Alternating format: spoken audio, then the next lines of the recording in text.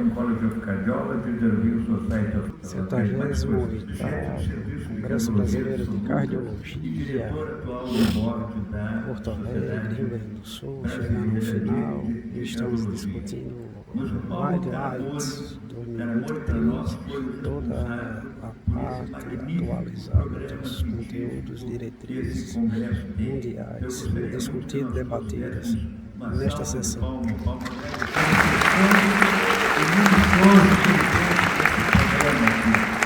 Lembrando, curta, compartilhe, comente, deixa o seu like, não esqueça de se inscrever no nosso canal, @Dr. Eriegler Cardio _192, curta, compartilhe, ajude no engajamento, para que mais conteúdos possam ser baixados. Eu sou presidente do SECOM, não do board da SBC, que é a nossa presidente André, que estava aqui há pouco. E é um prazer para mim estar nessa sessão, falando sobre cardiologia intervencionista, que é o meu dia a dia, e também junto com o nosso próximo presidente do Congresso, o Dr. Paulo César Jardim, né, o meu companheiro PC, que nem eu, né, mas que vai ser o presidente do nosso próximo Congresso em Brasília, e a gente espera ter o mesmo sucesso, ou maior ainda lá, tá? Sempre tentando ser melhor, maior e melhor. Bom, vamos falar que me cabe aqui realmente, que é os highlights em 2023 da cardiologia intervencionista, né? Como eu brinco às vezes, a medicina baseada em catéter.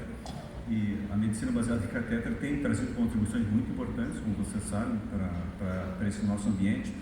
Novas drogas e novos dispositivos têm mudado o escopo da cardiologia, e eu vou passar aqui com vocês rapidamente alguns dos principais tópicos que aconteceram durante esse ano e que têm impacto na nossa vida a longo prazo. Esses são meus conflitos de interesse potencial, nenhum específico para essa apresentação. E eu vou começar falando um pouquinho sobre TAV. Há uma pletora quase de evidências em relação à TAV, se a gente comparar, digo pletora, se a gente comparar com outros procedimentos cirúrgicos, entre aspas, né, que no passado eram realizados com muito pouca evidência. Muita coisa tem saído sobre TAV, e uma das próximas fronteiras da TAV é a longevidade da população. Quando começou TAV, se eu colocava TAV no paciente de 80 e muitos anos, que não ia sobreviver muito tempo, então meio que tanto faz quanto tempo que ia durar a válvula. Agora, pacientes que têm menos de 65 anos nos Estados Unidos, metade recebe TAV. Falei menos de 65.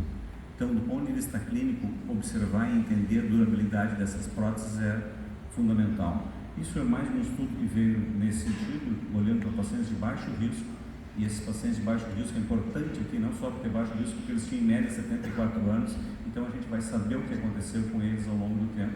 Né? Esse é o primeiro resultado, um pouquinho de mais longo prazo, que são 3 anos só de segmento, e eles apontam os resultados em relação à segurança e durabilidade da TAV, na mesma maneira que outros estudos menores, alguns até com 10 anos de segmento, já têm demonstrado. A TAV tem se mostrado uma prótese com menos gradientes do que a cirurgia convencional, com menor gradiente e aparentemente maior durabilidade.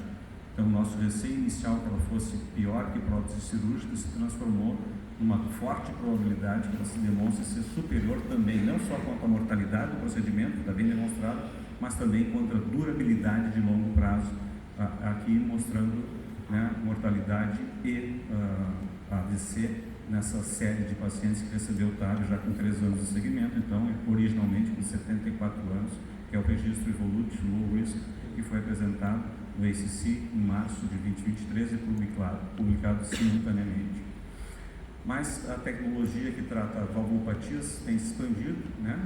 Valvulopatia mitral, insuficiência mitral, tem sido tratada progressivamente mais com dispositivos específicos para mitral. Esse é um dos dispositivos que mostra já resultados de 5 anos de segmento, também esse 5º ano publicado atualmente. Vê que são estudos com números um pouco menores, 300 pacientes em cada grupo, mas mostrando também que pacientes que são submetidos à intervenção percutânea para tratar a insuficiência mitral, e esses pacientes é o espectro mais grave da doença, né, comparados, pacientes que são inoperáveis, então são comparados a não fazer outra coisa além desse procedimento, e o procedimento teve associado a redução de desfechos de longo prazo, já agora com 5 anos de segmento. A gente tem aprendido bastante aqui a linha do NitraClip, a selecionar pacientes, a como fazer esse procedimento, e os resultados têm sido progressivamente melhores com essa tecnologia ao passar do tempo. Aqui são resultados publicados então esse ano, já com 5 anos de segmento. Na mesma linha, insuficiência tricúspide, que é uma coisa que muitos de nós nunca pensou em tratar, ou excepcionalmente tratava como fosse associado a alguma outra condição cirúrgica, né? Tratar a insuficiência tricúspide, não havia uma alternativa, é difícil alguém fazer uma cirurgia cardíaca para tratar uma insuficiência tricúspide isolada.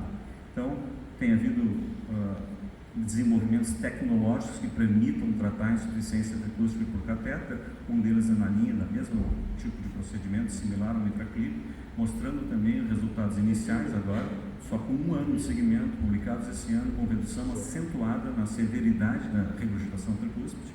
Vocês podem ver o vermelho, a intensidade da regurgitação baseline, logo depois, em 30 dias, no grupo que foi tratado, tem uma grande redução da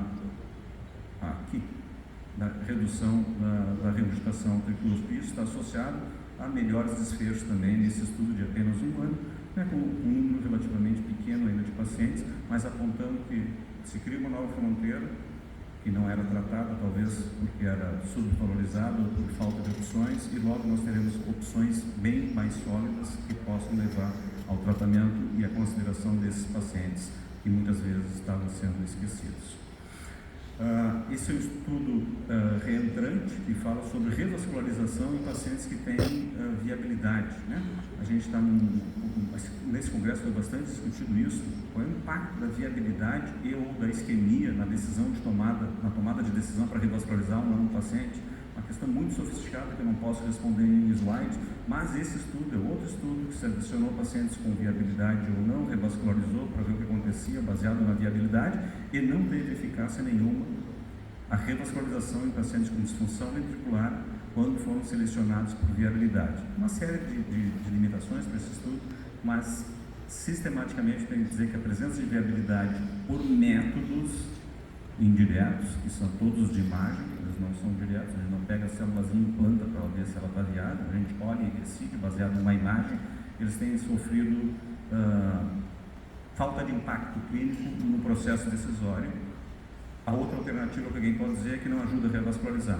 Eu tenho que dizer que pacientes com disfunção ventricular, quando revascularizados, ignorando viabilidade sim ou não, eles têm melhor desfechos, como mostrado no estudo STICT, que já tem 10 anos de segmento. Então, separar o paciente por viabilidade tem sido, vamos dizer, atacado ao longo dos últimos anos, eu diria até infelizmente, mas é o fato. Mesma coisa que tem acontecido também com a presença ou não de isquemia, que tem sido um marcador menos rico para prever desfechos de uma revascularização do que nós gostaríamos. Falando um pouquinho agora sobre pacientes de muito alto risco, em DAC, não independente da habilidade, aqui sim, agora pacientes com doenças trivasculares, e como vocês sabem, as evidências em relação aos trivasculares, especialmente mais complexos e diabéticos, mesmo usando tecnologias mais avançadas, como a FFR, aqui para decidir quem que deve ou não ser revascularizado, tem apontado que esses pacientes vão ser melhor revascularizados por cirurgia, que não me deixa feliz, mas me deixa feliz entregar o que é melhor para o nosso paciente. Então tem que considerar a cirurgia para pacientes com maior complexidade anatômica, talvez mais diabéticos, e ao mesmo tempo a gente tem que dar resultados cirúrgicos que nem os da literatura, que às vezes tem mortalidades de 1%, 2% no procedimento cirúrgico até no final de 1 ano. Então é muito importante que a cirurgia pode ser superior, mas a gente precisa entregar esse tipo de resultado para os nossos pacientes trivasculares graves. Falando num cenário onde a revascularização percutânea tem tido muito espaço, tem tido, vamos dizer, muito sucesso em melhorar a sobrevida dos pacientes, agora que são as situações agudas, não a estável crônica, mas sim situações agudas, e hoje o que se discute mais é em que momento que a gente deve revascularizar os pacientes agudos. A gente sabe que a primeira lesão tem que ser revascularizada imediatamente em pacientes com angina estável ou infarto no supra, mas se ele tiver mais lesões, o que é que nós fazemos com isso? A evidência continua sólida, apontando que a gente deve oferecer revascularização completa, e a questão fica sendo em que momento que a gente deve fazer isso.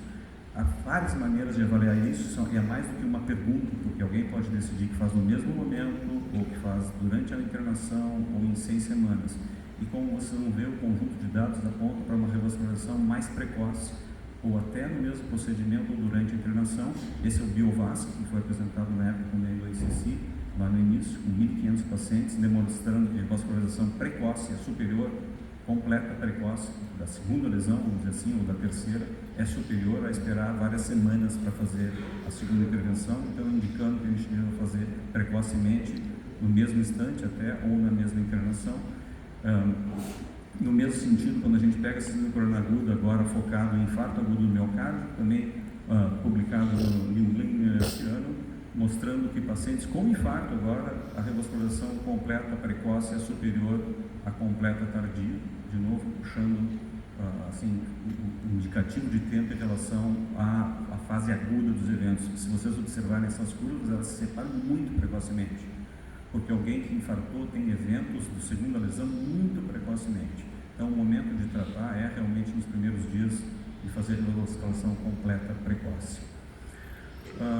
Tinha uma questão específica aqui, em pacientes idosos, é fundamental, a nossa população tem ficado muito mais idosa, então o que a gente faz? E os idosos frequentemente são excluídos de qualquer estudo clínico, praticamente, no passado, agora tem que fazer, porque todo mundo aqui vai ficar velho e tem que saber o que faz com a gente mesmo, né?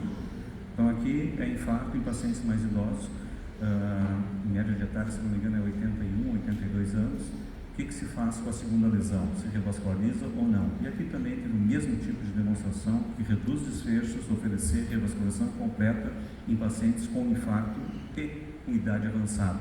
Né? Diferente, talvez, do pensar, não é vozinho, só faz uma lesão e manda para casa, ele vai ter eventos em sequência, é melhor fazer a revascularização completa. Eu acho que está bem demonstrado e vai no sentido de todas as demais evidências. Finalmente, revascularização associada à imagem tem ganhado espaço no mundo. Hoje já tem meta-análises que não tem uma publicação completa, mas demonstrando que é melhor tratar especialmente as lesões mais complexas usando imagem intravascular, né, principalmente AIDS ou ACT, e isso está associado à redução de desfecho de longo prazo. Isso, por que está associado? Porque a gente enxerga melhor a anatomia e é capaz de entregar um melhor resultado, e com isso tem menos desfechos de longo prazo. Muito obrigado. E aí estamos chegando ao final do congresso. E curta, compartilhe, comente, se inscreva no nosso canal do YouTube, @Dr. Cardio _92.